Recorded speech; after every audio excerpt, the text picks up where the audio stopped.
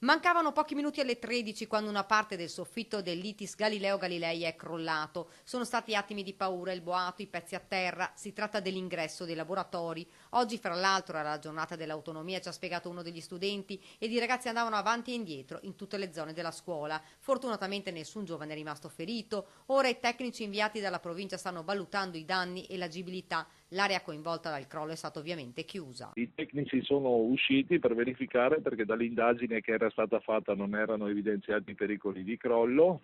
Può essere che le copiose piogge degli ultimi giorni abbiano influenzato negativamente la questione e adesso vediamo di intervenire al più presto.